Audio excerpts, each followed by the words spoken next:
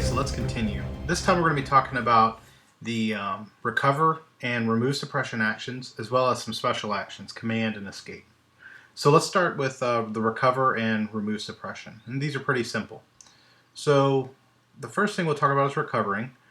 That is, last time we were talking about the basic examples, all the actions left the defenders exhausted. So in their flipped over and grayed out side. So a couple of examples of exhausted. You also note that we have defenders that are exhausted and have suppressed tokens. And we'll talk about how they get suppressed tokens when we talk the SS cards. But for now, it's just important to see that they're suppressed. A defender recovers by simply spending an action to flip over their counter, and that means they're recovered. So now they're ready to take an action. However, it's very important to note a defender can never recover in the same turn that they take another action. So you can't recover and then in the same turn take another action. And there's a general rule in the game that a defender can never take two actions in a turn anyway, so it's just reinforcing that rule. Okay, so that is that would be our first action, would be to recover here. Now let's talk about removing suppression. So it's simply, if a defender has a suppression token, like these two defenders have, they cannot take any other action until they've removed the suppression token, meaning they can't even recover. So we're going to just simply take the token away, and now they can recover. So that's removing suppression. So of course they would have to then recover before they could do any other action, but that's the first step. So now we've removed suppression. Okay, so those are the very straightforward recover and remove suppression actions. So now let's talk about the special actions, command being the first one. So let's look at Gangle. So he is the leader of the German regular army contribution here to the defenders for the castle. He was one of the key organizers of the defense of the castle during the battle. So he has the command special ability designated with the C.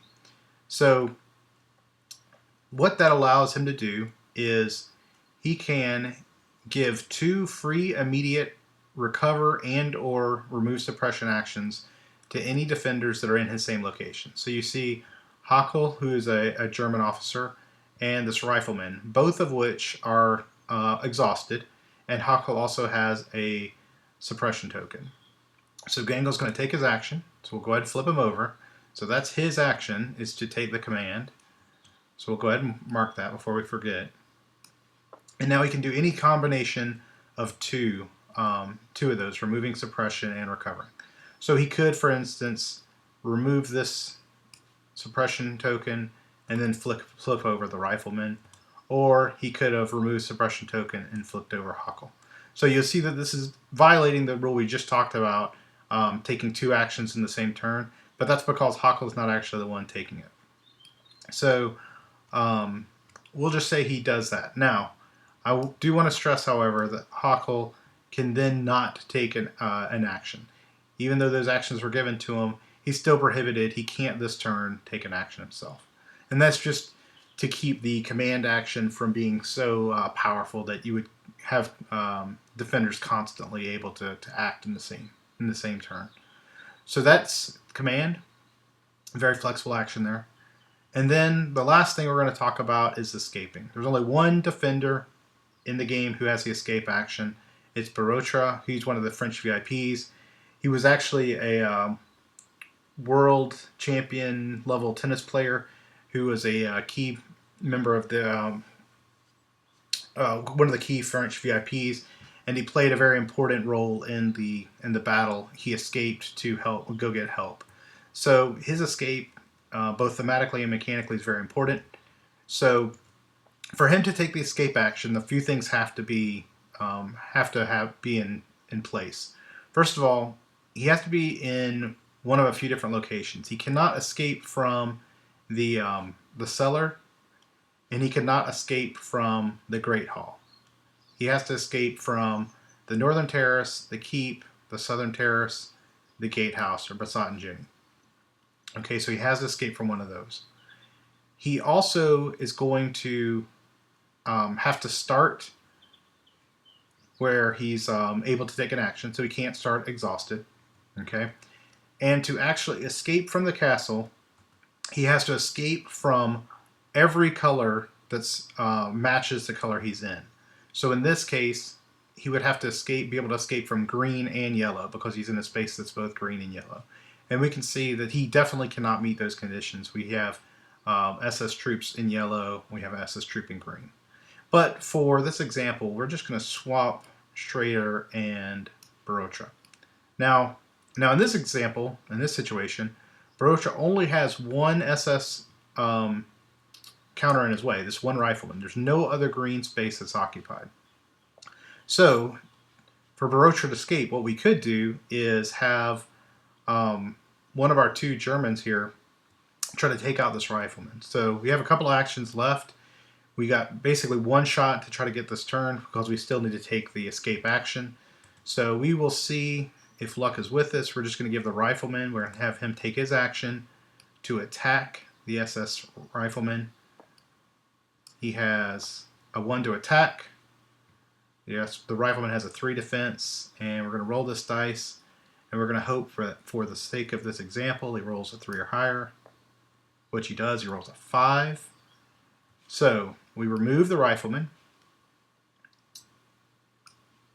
and now Barotra, all of the conditions that must be met are in place. He's at a location that's acceptable to escape from, basically any location other than the Great Hall or the cellar. He's on a color that is not that has no SS counters on the same color, and he's not exhausted. He's able to take his action. So he takes his action. He's actually removed from the game.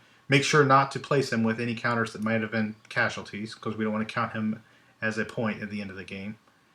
And as soon as he's removed, we take the bottom of the SS deck, and now I can't do it here in Tabletop Simulator. It doesn't give me I don't think it would give me the ability to deal from the bottom of the deck blindly.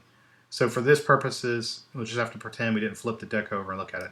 But in the real game, you would just deal yourself 5 cards blindly from the bottom of the deck. And so you're basically removing cards from the 4th deck without ever looking at them to see what the impact is.